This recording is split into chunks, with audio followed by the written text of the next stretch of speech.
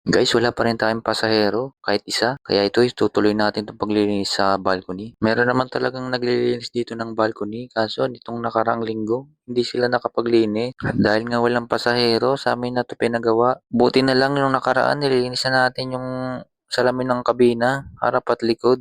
Kaya ito na lang yung gagawin natin, itong handrail niya. Yung salamin ng handrail. Kapag mayroong kang pasahero, never mo ito magagawa. Kaya first time ko tong nagawa, guys. Kaya kapag may pasahero ka at nagagawa mo yung ganito, nako, ikaw na si Superman. Kasi sa paglilinis pa lang ng kabina, ubos na ang oras mo. Takbo rito, takbo doon. Kaya madalas, yung balcony, tinititigan na lang namin dahil sa sobrang busy. Maliban na lang kung kailangan vacuumin, babacuumin na lang namin. Kaya itong nakikita nyo guys, first time to lahat. Kung nagsasalita lang tong balcony, sigurado magpapasalamat to sa akin. At syempre, sasabihin ko naman, you're welcome. Ang hirap pala mag-vlog guys. Biruin mo ikaw magbibideo, ikaw ang acting, ikaw ang magbo-voice over. Tapos, ikaw pang mag-edit. Ubus talaga ang oras mo guys. Di na tuloy tayo nakapagtrabaho ng maayos. Charot. Ang hirap din mag-voice over guys kasi dapat laging meron kang sasabihin. Kung mahaba yung video mo, naku, good luck sa sasabihin mo. Madalas kasi mauutal-utal ka kaya ang mangyayari, paulit-ulit ka lang din. Pero sabi nga nila, 'di ba? Pag may tiyaga may adobo. Kasi kapag may tiyaga ka, pasasahurin ka ni Meta kaya makakapag-adobo ka.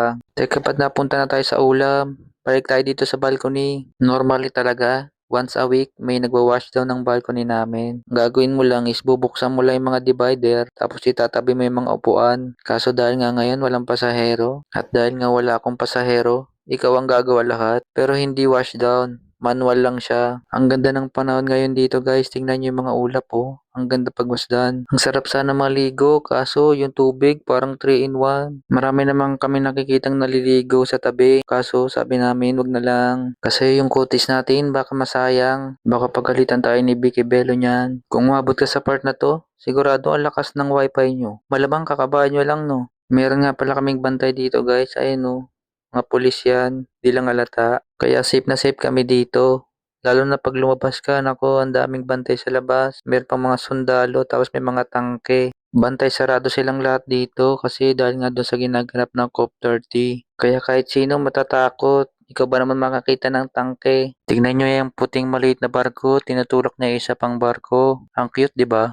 Pero mas cute ka. Ba't ka ngumiti? Siyempre, charot lang yon. Ito, tapos na tayo sa paglilinis ng salamin, pati yung handrail na punasan na rin natin. Isunod na natin tong sahig, kailangan na nating mapin. Meron palang kanal yan sa gilid guys, di lang kita. Laking pasalamat ka na rin kasi malinis yung kanal. Tapos tuyo pa siya, kaya ang ginawa ko na lang, binakim ko na lang yung kanal. Pagkatapos ko pala mag-map guys, diretso ko na pinupunasan yung mga puan. Kasi madalas, lagi yan may asin. Ganyan kasi madalas sa balcony, minsan uulan, tapos biglang araw. Kaya ang kalalabasan, puro asin. Kaya winawash down yung mga balcony kasi kapag hindi mo winash down, mahirap linisin. Malapit na tayo matapos guys at hinihingal lang inyong lingkod. Palike naman yung video ko guys tapos pakishare pampawala ng pagod. Sa mga gusto magpa-shoutout dyan, magsabi ka lang sa comment. At sa mga fans ko, huwag kayong magtulakan, di pa ako sikat. Tapos sa mga gusto magpa-autograph, punta na lang kayo dito sa Belem. Nandito lang ako 24/7. Pag nandyan na kayo sa labas, sabihin nyo lang pangalan ko sa guard. O paano, hintayin ko kayo ha. Sa lahat na makakapunta, bibigyan ko ng tag 100 sa GCash. O siya, sige, bye-bye na.